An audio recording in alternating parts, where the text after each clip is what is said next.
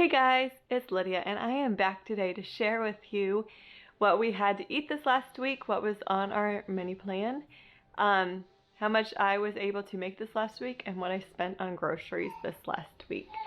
A friend of mine recently asked me what my grocery budget as far as what I'm doing this for, if it is just groceries or if it's household supplies, and I said yes and no, because it is mostly groceries, because I have a lot of things here already. Like toothpaste, occasionally you can get for free or really cheap. And when it is, I will get as much as I can, put it downstairs in our basement, and keep it until we need it. So I am paying for our household stuff with this money, but I have a lot of that stuff already here. So what you're seeing come through this budget is not necessarily I'm buying toothpaste every week or shampoo every week. I have a lot of that stuff already kind of stocked up because I have found sales and I will have it. Now this week I did have to buy pull-ups, and that is something that is an expense in our house right now. And that did come out of this money. So yes and no. It's mostly groceries and it is some household things, but it's not like I'm buying new of everything, if that makes sense, of our household things. I had originally started February with thinking that I would try to not spend money at the grocery store. I was going to try to really cut back on what I spent. Well, Kroger got me this last week. They had a digital coupon of save so much off your pickup order, and I knew I was going to need some pull-ups and just a few other little things. And so I knew I would be getting close to that level to save that amount of money. And I also had a coupon to save 9 off 90.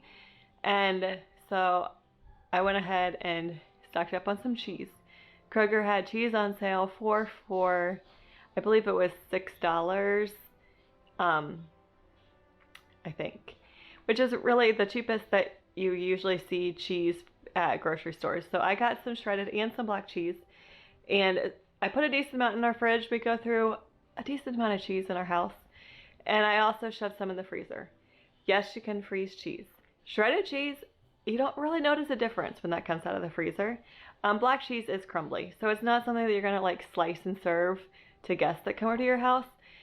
But if you're using it on something like, if you're making macaroni and cheese, or putting it on a salad or something like that, it's not that big of a difference. It does have a little bit of an on texture, a little bit, but just if you're gonna eat it straight up. So I won't be able to use it in the slicing of the cheese and straight up cheese, but it works really well for other things. So I was able to stock up on that this last week, and I am not sure what I spent at Kroger, because $60 is what my bank account right now says, and it's processing, and I don't have that final count because they didn't take the coupons off right away. They took them inside, which I hope is not an issue. So $60 is the max that I'll have spent, hopefully, and it'll come down from there. But I'm not sure the exact total because it hasn't processed through, even though it's a day later. Usually it gets through by then. But that Kroger pickup coupon, I believe, should still be available. So if you live near a Kroger and need to do some grocery shopping, that might be something to check out this next week. So I spent $65 on groceries. I also was able to sell $73 worth of things that were either laying around our house on Facebook. I did have one thing this last week. This really surprised me. When I sell on Facebook, I will tell the person, we'll meet at a time that they can meet. I usually look at their profile and make sure I'm comfortable with this. But I will just stick it out on my front porch. I have a crock out on my front porch, and I'll say, you can come pick it up at this time. Just leave the money in the crock and take it with you. That way I don't have to lock my door. I don't have to open my house to them. Yes, they are coming to my house, which is part of the reason I looked to their profile. And I really think even in conversation, you can kind of feel somebody out a little bit. But I just have them take the money, or drop the money, take the thing. And I actually lost $5 this last week. I've sold hundreds of things this way and never had anybody cut me short money. It's fine. It was something I wanted out of my house, and yeah, I just wanted it gone. So I didn't actually talk to the guy because it wasn't worth the $5 for me to try to chase this person down and make them upset with me. But that method works really well for me. Just, saying, this is on my front porch, pick it up, drop the money, and go. And then I feel like it's a little bit of a protection for me as well. So $73 I was able to make from that this week.